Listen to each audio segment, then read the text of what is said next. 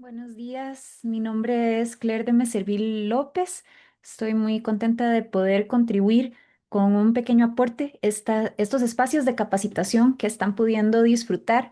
Primero ofrecerles una disculpa por no acompañarles de forma sincrónica, no me fue posible, pero ojalá por medio de esta grabación poner el tema de las prácticas restaurativas sobre la mesa y yo procuro ser muy rápida para contestar mensajes y correos. Por favor, tomen nota de inquietudes, comentarios, que con mucho gusto, apenas me sea posible, estoy a la disposición.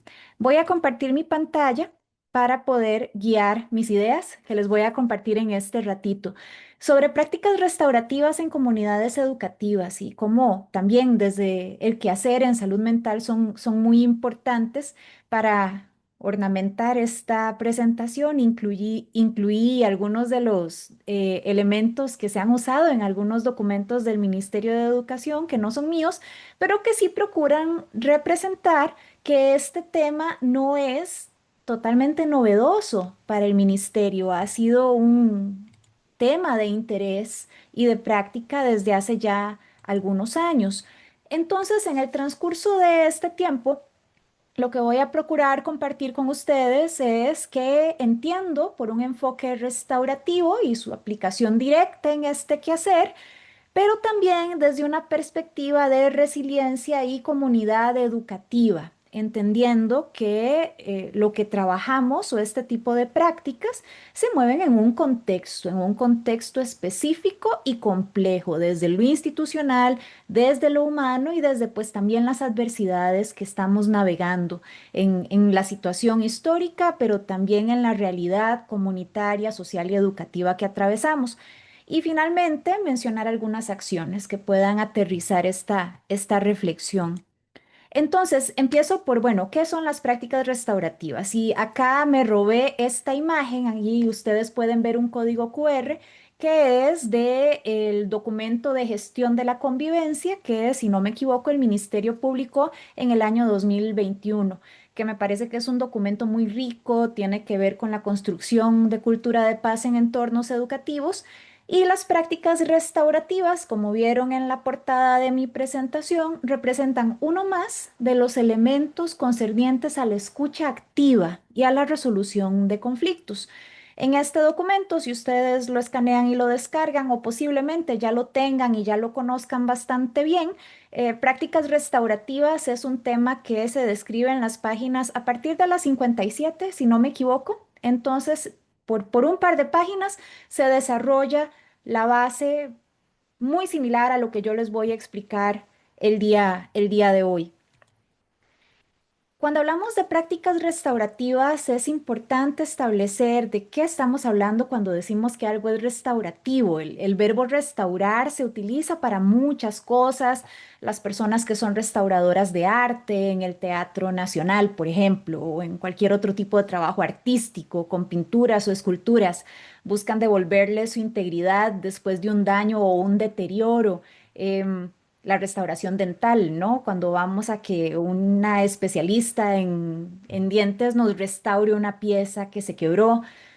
En justicia restaurativa, toda la segunda mitad del siglo XX y hasta la fecha ha sido en desarrollar, bueno, cuáles son modelos de justicia desde lo restaurativo que procuren reparar el daño y restaurar el tejido social, restaurar las relaciones.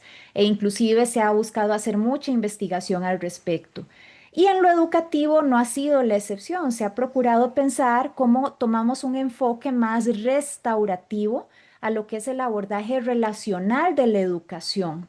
Ahí ustedes ven el pantallazo entonces del manual de gestión de la convivencia que les mencioné.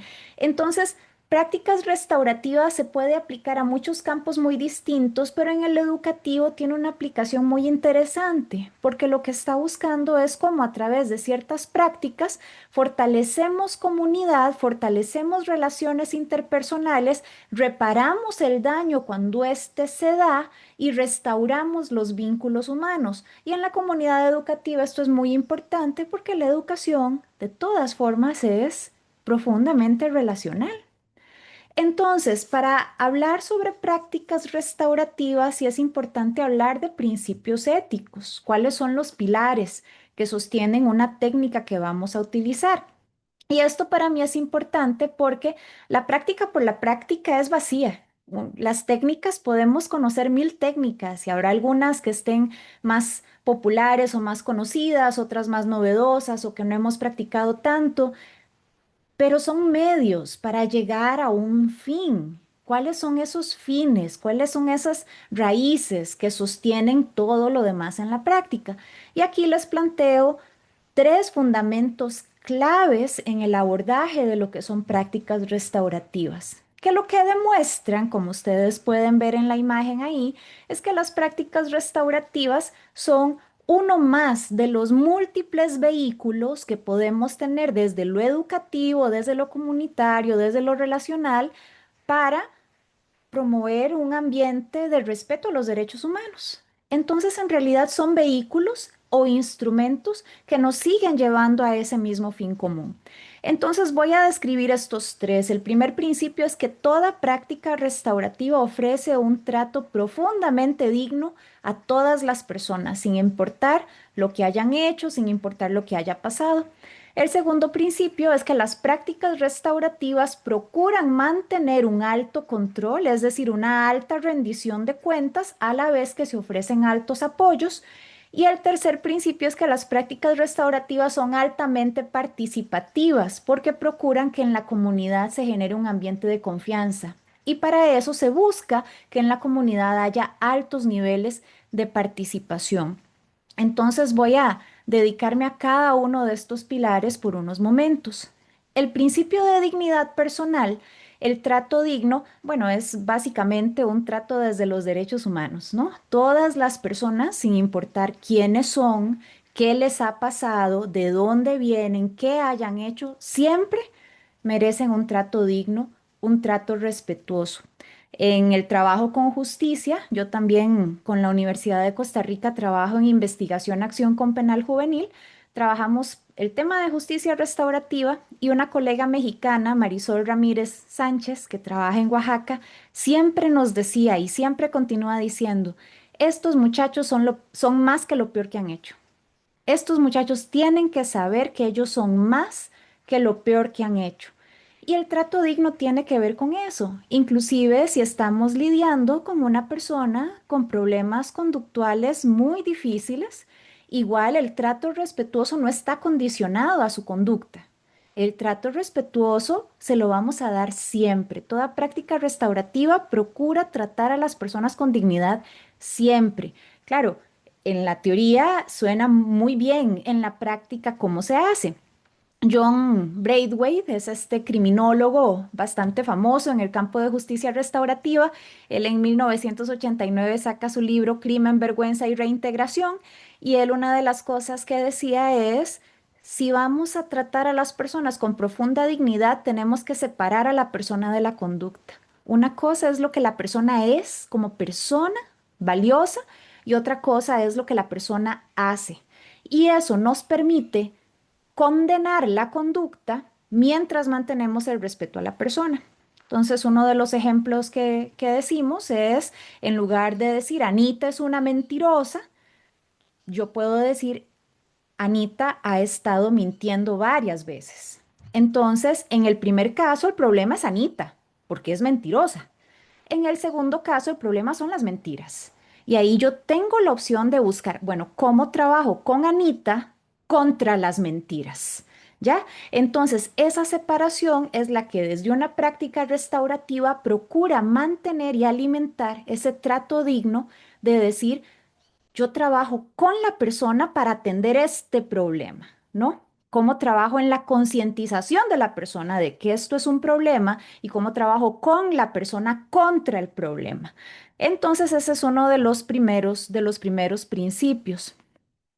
El segundo principio en un abordaje restaurativo es el principio del alto control y del alto apoyo.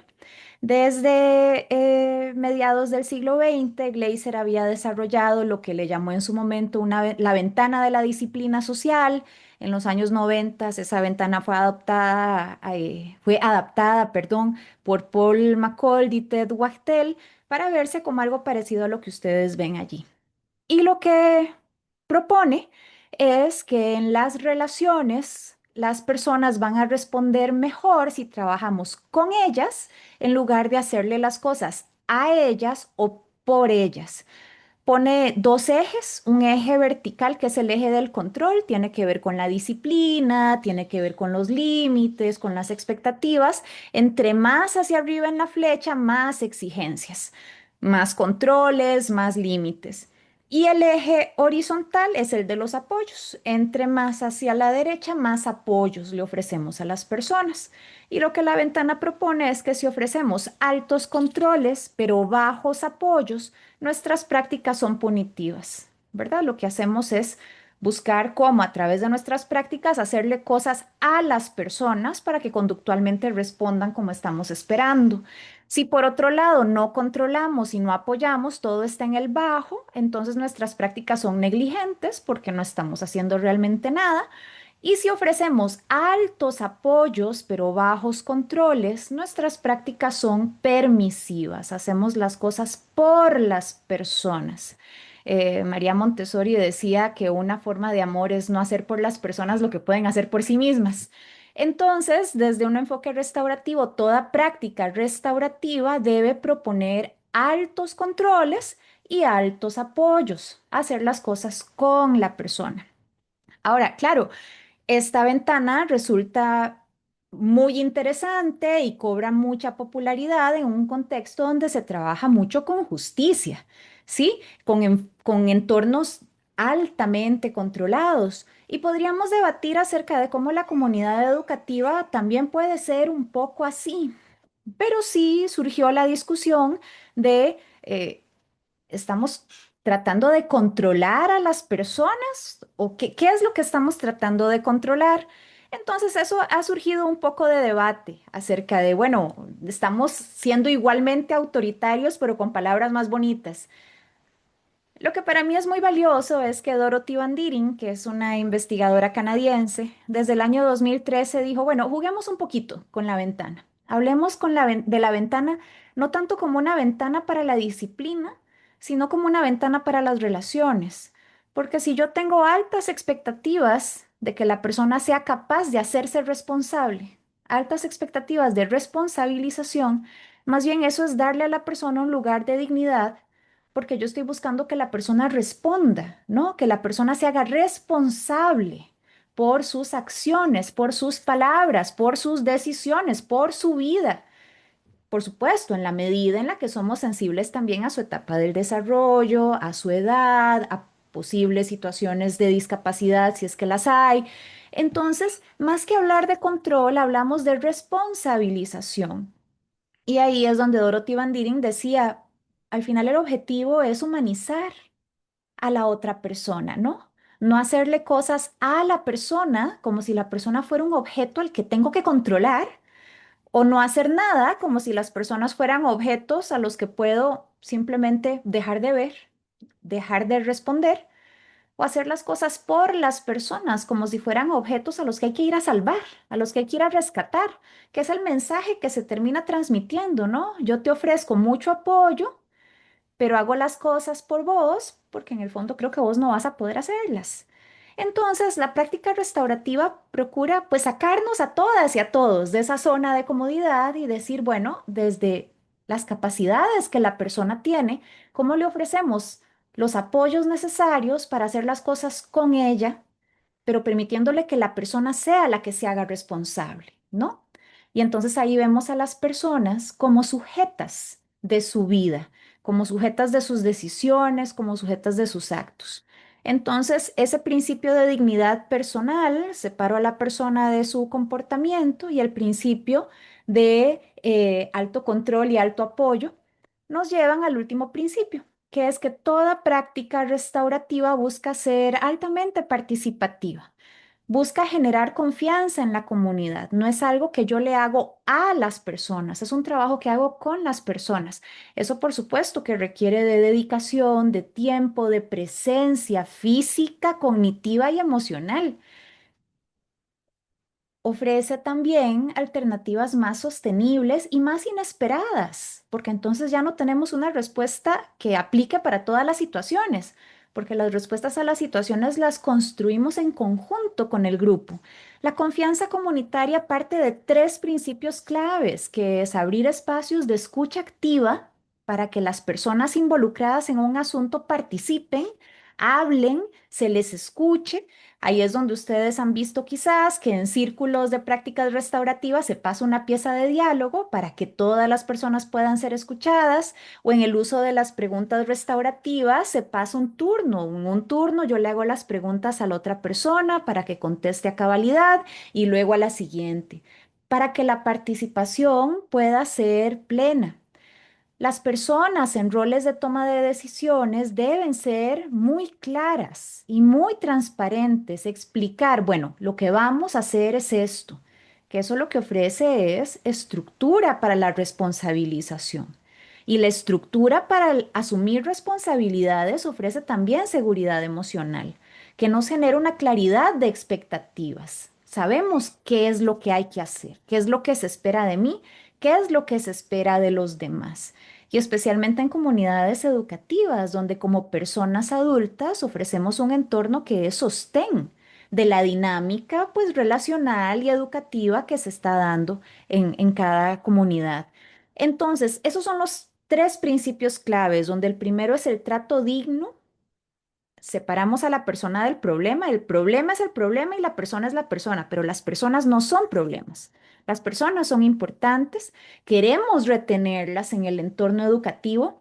A veces esa persona con más problemas, esa persona que a veces más dolores de cabeza nos da, es la que más necesita permanecer en el sistema, en el entorno educativo. Entonces, ese trato digno, pero en un entorno de altas responsabilizaciones y altos apoyos, donde además continuamente se cultiva la confianza a través de espacios participativos, transparencia de quienes toman decisiones y claridad de expectativas. Eso va cultivando una comunidad más fuerte. Entonces, esos principios nos pueden ayudar a traer un abordaje, sea desde prácticas restaurativas como una de las opciones o de otros instrumentos o vehículos para construir comunidades más sanas, comunidades más resilientes. Lo que pasa es que eso no ocurre en el vacío, como les mencionaba anteriormente. Entonces, aquí hablo un poco de lo institucional, lo humano y lo adverso. Antes de eso es importante plantear que hay una pregunta que nos tenemos que hacer en nuestro diario accionar. ¿Qué tanto yo mantengo presente o creo que las personas, incluyendo niños, niñas muy pequeñitos, personas en situaciones muy difíciles, qué tanto yo sí creo que las personas pueden mejorar en su participación, en su conducta, ¿no? Si en un entorno de altos apoyos y altas responsabilizaciones, yo realmente creo que las personas van a responder adecuadamente y van a generar situaciones cada vez mejores. Y esa pregunta es importante hacérnosla porque estamos atravesando situaciones históricas, estructurales, comunitarias y colectivas tan complejas que podríamos entrar en situaciones de profundo desánimo y de profunda desesperanza. Pero si creemos en este trabajo es porque creemos en la posibilidad, no en la certeza, porque no va a ocurrir siempre y eso no lo podemos controlar, pero en la posibilidad de que las personas mejoran, de que las personas responden cuando generamos condiciones para buscar una mejor situación relacional y comunitaria. No es un trabajo rápido ni inmediato. Y ahí es donde para mí es importante hablar sobre el tema de la resiliencia. Y la resiliencia la toco con mucho cuidado porque la resiliencia es un concepto un poquito controversial en nuestro quehacer. La resiliencia, bueno, resiliencia viene del anglicismo resilient, era un concepto que se utilizaba en la metalurgia para referirse a metales y a sustancias que, aunque atravesaban situaciones extremas de altísimo calor o de altísima presión, una vez salidas de esa situación extrema, lograban conservar sus propiedades, es decir, no se destruían, ¿no? Entonces, si había metales que eran capaces de conservar sus propiedades a pesar de las situaciones extremas, entonces la resiliencia se usaba como metáfora para hablar de personas que a pesar de atravesar situaciones extremas, no eran destruidas, sino que enfrentaban la adversidad o la sobrevivían. Inclusive se ha dicho acerca de que salen mejor todavía, ¿verdad? De la adversidad. Y eso es complicado de decir, ¿no? Pero entonces, a finales de los noventas, la década de los 2000, el concepto de la resiliencia se ha cuestionado porque nos hace preguntarnos, bueno, ¿y qué personas tienen esta sustancia dorada, ¿verdad? De la resiliencia. ¿Cómo hacemos esta alquimia, ¿no? Para saber quiénes son los resilientes y quiénes no. Y al hablar sobre los factores relacionados con la resiliencia, aunque puede haber cuestiones individuales, el factor o los factores más fuertes han tenido que ver con una cuestión más relacional, social o comunitaria. Un programa artístico que me salvó, una persona que estuvo ahí para mí, algo que se dio en mi comunidad y yo me pude agarrar de eso. Alguien que fue una persona líder y me inspiró. Entonces la resiliencia no es algo tan individual. De hecho, no es individual en absoluto, tiene que ver con lo comunitario y con lo colectivo. Y Ellis y Dietz son estas investigadoras que desde el 2017 hablaban de la resiliencia como un componente comunitario. Ellas hablaban de cómo cuando hacemos trabajos en este tipo de campos, de fortalecer a la comunidad y a las personas, tenemos que tener claridad de en qué franja estamos trabajando. Y todas son importantes, no vamos a decir que una es más importante que otras, pero si tenemos claridad de cuál es nuestro enfoque, eso nos permite ser más intencionales en nuestro trabajo. Entonces ellas mencionaban, bueno, estamos hablando realmente de buscar que la sociedad pueda ser más resiliente al enfrentar la adversidad. Si es así, tenemos que hablar de la cuestión de política pública, de las normativas, de las condiciones estructurales y materiales que sostienen el trabajo. Yo les mostré, y lo digo a forma de ilustración, esta florcita de acá, ¿verdad? Y a todos nos gustaría decir qué flor más fuerte vive en ese terreno árido y seco, pero por más seco que se vea, en alguna parte hay agua. O sea, si no hubiera ni una sola partícula de agua, por más que la flor quiera, no podría vivir. Sí hay una condición mínima y tal vez la florcita hace mucho con poco, pero sí hay condiciones mínimas y en esas condiciones mínimas se habla de una resiliencia social que garantiza un contrato social básico que nos da lo mínimo con lo que podemos trabajar. Esa es una franja. Me voy a ir a la franja de más abajo. Está la otra franja que tiene que ver con las decisiones individuales y el estilo de vida, ¿verdad? ¿Cómo está la persona en su salud física, familiar, emocional, en ese seguimiento uno a uno, en ver cómo está cada niño, cada niña, cada adolescente, ¿verdad? Es esa parte más de procurar que las personas, como les mencionaba hace unos minutos, puedan mejorar. Pero donde yo creo que las prácticas restaurativas nos resultan un elemento especialmente útil, alguna contribución pueden hacer en estos espacios sociales de toma de decisiones y en este acompañamiento uno a uno. Pero yo creo que su gran fortaleza es en esta franja de en medio, en este ambiente de resiliencia comunitaria que tiene que ver con cómo desde mi entorno más inmediato tejemos redes de apoyo. Establecemos espacios de participación, de cooperación, de empoderamiento. Desde la teoría ecológica de sistemas se habla del mesosistema, es decir, esos microsistemitas, ¿verdad? Que son cada familia, cada aula, cada grupo, interactuando entre sí para establecer algunos espacios de colaboración. Yo tengo muchos años de trabajar en capacitación en prácticas restaurativas para entornos educativos y donde hemos visto el impacto más significativo es donde se ha establecido algún pequeño equipo de líderes para ver, bueno, cómo hacemos círculos de manera regular, cómo usamos las preguntas. Hubo una experiencia bellísima con un liceo donde las orientadoras hacían pequeños círculos con estudiantes y sus mamás o papás, pero en este caso fueron solo mamás. Que habían perdido el año y que iban a repetir el año en esa misma institución. Entonces, ¿cómo hacían círculos para planear en conjunto, ¿no? Estudiantes con alguien de su familia, ¿qué vamos a hacer este año para que nos vaya mejor. Ese tipo de prácticas, pero que no era algo que hacía cada persona por aparte. Era un esfuerzo de un equipo que dijo, probemos con esto y veamos cómo nos va. Establezcamos apoyos, guiémonos, ¿no? En conjunto para pensar qué nos puede resultar, cómo podemos aplicar esto de la mejor manera. Entonces, este enfoque de resiliencia comunitaria para mí es especialmente valioso para mantener esa claridad de que la práctica por la práctica es vacía, la técnica por la técnica es vacía, pero como un instrumento, como un vehículo para algo que podamos hacer en conjunto puede ser muy útil. Es posible entonces pedirle a las comunidades y a los equipos de trabajo que sean resilientes, porque sí, como parte de sus responsabilidades. Y ahí es donde, bueno, les mencioné Ellis y Dietz. Luego Ellis, Dietz y Chen en el año 2022 sacan otro artículo donde dicen, esperemos un momentito. Si vamos a pedirle a una comunidad que enfrente la adversidad, tiene que tener algunas cosas básicas, que sea sostenible con posibilidad de desarrollarse, que haya un poquito de red de apoyo entre ellas que pueda fortalecerse, que haya un intercambio bilateral entre la comunidad y las entidades que le ofrecen servicios y soporte. Hablemos, por ejemplo, del intercambio con la dirección regional, el intercambio con las personas que la apoyan con cierto tipo de servicios necesarios para la comunidad educativa. Y la comunidad educativa tiene la capacidad de expresar y abogar por sus necesidades a lo interno y a lo externo.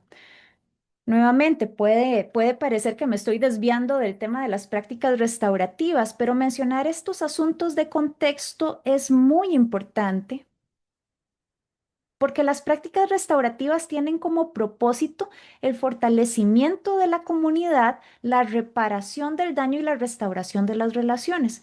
Pero si todo esto va a ser posible, es necesario también mirar a cuáles son las condiciones en las que nuestras comunidades están. Y puede ser, solo puede ser, que de este trabajo en resiliencia comunitaria nos demos cuenta que, por un lado, tenemos que irnos para la franja de abajo a ver cómo está cada persona, porque tal vez las personas de por sí no están bien, o de pronto tenemos que irnos más arriba a decir, bueno, de pronto para poder hacer este trabajo también tenemos que ver cómo hablamos sobre las condiciones que nos permitan que este trabajo sea sostenible y que este trabajo pueda llegar a todas las personas que conforman nuestra comunidad educativa. Yo sí creo que por acá podemos empezar. Empezar por conversaciones en grupos pequeños de decir, bueno, ¿y con esto qué hacemos? Que nos permite también evitar la parálisis, ¿no? Y al evitar la parálisis, mantener esa bola en movimiento, continuamente hacer algo, volvernos interdependientes en esas iniciativas que nos permitan generar impacto. Entonces, ya en este último ratito, ¿cómo aterrizamos en acciones? Y ahí es donde ya yo sí les puedo hablar de prácticas restaurativas. Algo que es importante saber que la práctica, por pequeña que sea, nos permite hacer algo. Y ahí ustedes pueden ver una frase en la esquina superior derecha donde dice, si te crees demasiado pequeño para causar impacto, nunca has pasado la noche con un mosquito o con un zancudo. Siempre se puede hacer algo. Este esquema que ven acá lo desarrolla Keith Weingarten. Keith Weingarten es una doctora en psicología que se encargó de escribir, reflexionar, desarrollar todo lo que ella le llama atestiguar compasivamente. Como ella dice que podemos ser testigos ante situaciones que pareciera que se escapan de nuestro control y que son violentas o dolorosas. Ella plantea que cuando vemos situaciones que son dolorosas, violentas, incomprensibles o difíciles, a menudo lo que nos preguntamos es, ¿puedo hacer algo? Y a menudo también nos preguntamos, ¿y esto es realmente importante? Entonces aquí es donde están estos dos ejes. Yo sigo con los ejes, pero esta ventana es diferente.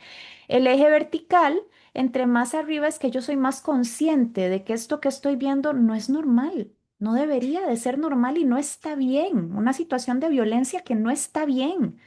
Pero entre más abajo me voy, más la normalizo. Bueno, y qué mal, pero así es. El eje horizontal, a diferencia del vertical, más bien lo que pregunta es, ¿y yo? y yo puedo hacer algo acerca de esto, me quiero meter, ¿verdad? Puedo participar, puedo hacer algo. Y entre más hacia la izquierda hay una sensación más fuerte de impotencia, entre más hacia la derecha más la posibilidad de hacer algo, por pequeño que sea, pero yo puedo hacer algo, yo puedo participar. Entonces, lo que Kate Weingarten nos dice en su libro Common Shock, que es un libro del año 2003, ella dice que cuando sentimos que la situación es terrible, no debería ser normal, está mal, pero llegamos al extremo de pensar, yo no puedo hacer absolutamente nada. Entramos en estados de desesperanza, de pesimismo, de desgaste, de desesperación y hasta somatizamos. No es una situación emocional que el cuerpo aguanta por mucho tiempo. El mismo cuerpo no soporta esa toxicidad, ¿verdad? Ese dolor de decir, esto es terrible y no puedo hacer nada. Es traumático. Entonces, no aguantamos acá por mucho tiempo y posiblemente nos movemos a alguno de los otros cuadrantes. A menudo nos movemos al cuadrante de más abajo.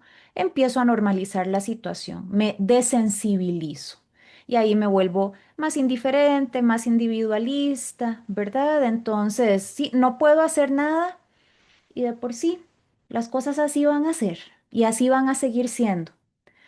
Otra opción es moverme al cuadrante donde yo podría hacer algo, pero ¿para qué? Si eso de por sí así es, ¿no? Y aquí es donde entramos en la desensibilización también y las malapraxis. Kate Weingarten hace varias salvedades de cómo esto se manifiesta en el entorno médico, ella misma como sobreviviente de cáncer y también teniendo una historia de personas muy cercanas en su familia que fallecen por cáncer. Entonces ella dice, bueno, ¿qué significa para una persona en medicina poder atenderte bien o hacerte un examen, pero no hacerlo? Porque tal vez está quemada, ¿verdad? La persona tal vez ha normalizado el dolor y aunque podría hacer algo por mí, decide que no lo hace.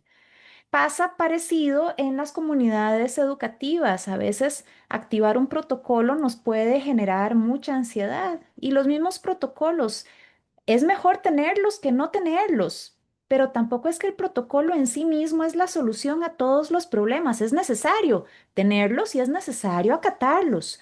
Claro que sí, pero de pronto sí podríamos empezar a desensibilizarnos, a de pronto para qué lo activo o mejor me espero a que alguien más lo haga, ¿verdad? Porque de todas maneras nunca voy a terminar de enfrentar todas las situaciones que tengo alrededor. Keith Weingarten plantea que no solo la responsabilidad ética y moral, sino que inclusive la salud mental está en atestiguar desde la compasión, donde tratamos de discernir qué es lo que yo sí puedo hacer. Por más pequeño que sea, siempre puedo hacer algo y las cosas que hacen daño nunca deberían ser normales. ¿Qué es lo que sí puedo hacer? Y a veces lo que podemos hacer es muy poquito. Pero siempre hacer algo es importante. A veces lo que podemos hacer es tener una conversación con otra persona acerca de cómo no sabemos qué deberíamos hacer y resolver juntos qué podemos hacer con esto. A veces lo que podemos hacer es escuchar o acompañar. A veces lo que podemos hacer puede sentirse pequeño y en realidad es muy grande. Y algunas prácticas restaurativas nos pueden dar algunas guías de cosas pequeñas pero significativas que podemos hacer, como hacer declaraciones afectivas, decirle a las personas cómo desde los afectos su participación, su presencia, sus acciones son importantes para nosotros. O hacer preguntas restaurativas y enfocarnos en la escucha activa, en dedicar nuestro tiempo y atención a que la persona nos cuente su historia a través de ciertas preguntas, hacer reuniones espontáneas para resolver problemas o círculos que fortalezcan a la comunidad o nos ayuden a enfrentar situaciones como comunidad y tener un espacio para hablarlas. Y bueno, las reuniones restaurativas, que son una práctica restaurativa mucho más formal y que tienen que ver con daños más concretos, que pues se escapan de esta pequeña charla que comparto con ustedes, pero de las cuales también hay material que pueden explorar. Las prácticas pueden operacionalizar cómo respondemos ante las situaciones de una manera humana, cercana, cotidiana. Nunca van a sustituir nuestros protocolos y nuestras normativas, porque las prácticas no son un fin en sí mismo, son un medio por medio, valga la redundancia, son un medio por medio del cual tratamos de enfrentar las situaciones. Pero pueden enriquecer protocolos. Si de pronto yo tengo en uno de los pasos de mi protocolo reunirme con un padre, madre de familia o con otra persona encargada de alguno de mis estudiantes, de pronto yo puedo usar algunas de estas técnicas como una guía o una ayuda, un apoyo durante esa conversación. Menciono algunas de estas para ya con eso ir cerrando el espacio. Las declaraciones afectivas tienen que ver con cómo yo comunico que desde los afectos lo que la persona hace o dice me impacta. Tienen que ver con esa noción de que estamos interconectados, de que somos una comunidad y lo que la persona hace o dice impacta a los demás. Se parecen a la comunicación no violenta, porque procuran hablar de sentimientos, emociones y afectos. Por ejemplo, en la comunicación no violenta se busca cambiar de decir algo como no me grite a decir, observación, estoy escuchándote levantar la voz. Sentimiento, eso me hace sentir incómoda o eso me hace sentir molesta, eso me hace sentir asustada. Necesidades, yo necesito que nos hablemos con respeto y petición. ¿Podrías, por favor, bajar la voz? O hablemos cuando estés más tranquila, ¿verdad? Cuando estés más tranquilo. Esa es la comunicación no violenta. Las declaraciones afectivas en prácticas restaurativas son bastante más sencillas, pero siguen esa misma línea. Qué diferente que es decirle a un estudiante, excelente trabajo, a decirle, ese trabajo me hizo sentir muy orgullosa y entonces le meto la emoción. Qué diferente es decir solo buenos días a decir estoy feliz de verte. Tiene que ver con yo transmitir mis propias emociones para demostrar que mis interacciones con vos son importantes, son significativas. Algunas personas dicen, bueno, pero eso no se va a entender como manipulación emocional. Y ahí es donde yo digo, toda herramienta puede usarse mal, puede usarse de manera interesada o para obtener agendas. Pero si las usamos, este tipo de prácticas, siguiendo los principios que les mencioné, tratar a las personas con dignidad, generar altas responsabilizaciones y altos apoyos, abrir espacios participativos, pues entonces ahí poco a poco hablar sobre las emociones se va volviendo normal, parte de la cotidianidad. Especialmente si yo estoy tan dispuesta a decirle a una persona que algo me molestó, como a decirle cuando estoy orgullosa y enfocarme en esas emociones, en esas conexiones más bien positivas, más bien desde lo valorativo, ¿no? Y eso también a las personas al darles un fuerte sentido de valía, se van a comprometer más a trabajar con nosotros para que juntos y juntas enfrentemos los problemas. Las preguntas restaurativas es la otra práctica restaurativa. Son preguntas orientadas a la expresión de sentimientos, a la resolución de problemas y van del pasado al presente al futuro. Se orientan a la no repetición del daño, la reparación y las soluciones. No son preguntas terapéuticas. Tienen un componente de expresar mi propia experiencia y hay una apertura a que al expresar mi experiencia pueden haber emociones. Esa apertura está. Pero el objetivo de las preguntas no es quedarse ahí, el objetivo es llevarnos del pasado al presente, al futuro, para encontrar una solución ante un problema, ante una situación. Acá se las voy a mostrar. Las preguntas que hacemos a una persona que ocasionó un daño, intencionalmente o sin intención. Bueno, contame qué fue lo que pasó. En lugar de preguntarle a la persona, ¿por qué hiciste eso? Lo que hacemos es, en lo que ya la persona está en un espacio tranquilo, donde podemos hablarnos con una relativa calma, ¿verdad? ¿Qué fue lo que pasó? ¿Qué estabas pensando en ese momento? ¿Y ahora qué pensás? ¿Verdad? Ya a partir de todo lo que ha pasado, ahora que has pensado algo diferente, ahora qué pensás, quiénes se han visto afectados y cómo, y con esa pregunta buscamos generar concientización, empatía. A mí haciendo esa pregunta me ha pasado que la persona me dice, de ahí no sé, bueno, pensá. Nos acordamos, ¿verdad? No hacemos por las personas lo que pueden hacer por sí mismas. Que la persona piense, que reflexione quiénes se han visto afectados y cómo, y qué debes hacer para que las cosas vuelvan a estar bien. Y a partir de esa conversación, buscamos establecer planes, acuerdos. Ahí es donde procuramos que la persona no sea un sujeto pasivo de sanciones, sino un sujeto activo que participa activamente. A veces esa participación tiene que ser muy guiada, sobre todo si no ha habido una estructura de apoyo y de guía, pero la idea es ir caminando hacia ese desarrollar responsabilización. Y bueno, las preguntas que se hacen cuando las personas se han visto afectadas por las acciones de otros. ¿Qué pensaste cuando te diste cuenta?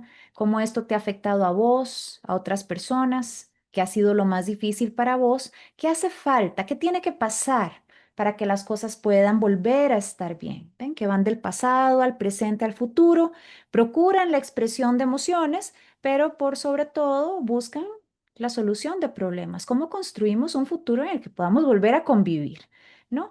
Entonces, las preguntas van orientadas de esa manera. Como ven, no son necesariamente rígidas, uno les cambia algunas palabras, las aterriza a la comprensión de la persona, pero la idea es esa, que sí vayan del pasado al presente, al futuro, que procuren la escucha activa, que generen los tres pilares que les mencioné, una conversación donde hay un profundo respeto a la persona con altas exigencias de que la persona se haga responsable, pero con altos apoyos y que sean una técnica participativa, una técnica transparente, una técnica orientada a que haya claridad de expectativas, en lugar de solo sermonear o regañar a la persona o decirle qué es lo que tiene que hacer. En el caso de los círculos, pues más allá de sentarnos en forma circular, la idea de los círculos es hacer dinámicas donde la palabra circule, no únicamente para enfrentar problemas o situaciones, por el contrario, volver del círculo una actividad cotidiana, porque además permite aprender autorregulación, respetar el turno, escuchar a los demás, desarrollar ese sentido de otredad y de empatía, pero incluso a la hora de enfrentar situaciones difíciles, ¿verdad? A veces se dan situaciones en las escuelas donde hace falta tener un espacio para hablar sobre lo que pasó. Situaciones, por ejemplo, donde tal vez por las lluvias no se pudo ir a clases en muchos días y entonces al regresar podemos hacer un círculo que se guíe por preguntas similares a estas, ¿no? ¿Qué vamos a hacer ahora para reiniciar juntos como clase, como comunidad o como equipo de trabajo? Tal vez el círculo lo hacemos primero solo entre los adultos, entre las personas adultas. Hacer círculos de manera periódica y clara es de mucha ayuda, ¿verdad? La periodicidad y la claridad son nuestras aliadas. Ahí hay un dedazo, les pido disculpas, porque nos permiten que el círculo se convierta en algo conocido. Si yo hago un círculo con cierta frecuencia para que cada quien cuente algo que le ha gustado de cómo venimos trabajando o algo que le anima de que vamos a hacer en una actividad futura, el día que yo tengo que hacer un círculo para una situación más difícil, ya el círculo no se siente extraño, no se siente nuevo e inexplorado. Estas herramientas son eso, solo herramientas, pero nos humanizan. Son vehículos para eso más importante, cómo resolvemos problemas en conjunto. Y bueno, cierro con una notita más reflexiva, ¿verdad? Ahí ustedes ven algunas fotografías. Yo ahí les comparto la fotografía de Carol Gilligan más hacia la izquierda, que trabajó toda la ética del cuidado. Víctor Frankl con su libro El hombre en busca de sentido, fundador de la logoterapia. ¿Qué decir de Paulo Freire y las pedagogías de la libertad, de la esperanza? Bell Hooks con su maravilloso trabajo acerca de enseñar a transgredir, enseñar comunidad, Ignacio Martín Baró desde estas psicologías de la liberación. A veces en tiempos que pueden parecer muy distópicos hace falta regresar a esas utopías, porque quizás hay algo más espiritual, hay algo más amoroso en esa construcción de una educación de calidad. Y nuevamente, las técnicas son solo técnicas, son instrumentos, son vehículos, pero tenemos que saber a dónde vamos. Si sabemos para dónde vamos, de pronto el vehículo ya sabemos cómo afinarlo mejor, ¿verdad? Cómo trabajarlo, cómo pulirlo, porque sabemos para qué es que lo estamos usando. Bien, yo quería agradecerles por su rato de escucha. Nuevamente, lamento no estar con ustedes de manera sincrónica, pero ahí tienen mis correos. Vean, yo todos los correos los reviso, entonces pueden usar el que quieran, pero los pongo todos porque quién quita, de pronto tal vez alguno, no voy a decir que especialmente el de la U, pero tal vez alguno rebota.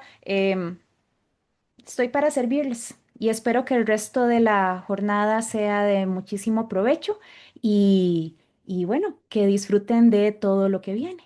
Hasta luego.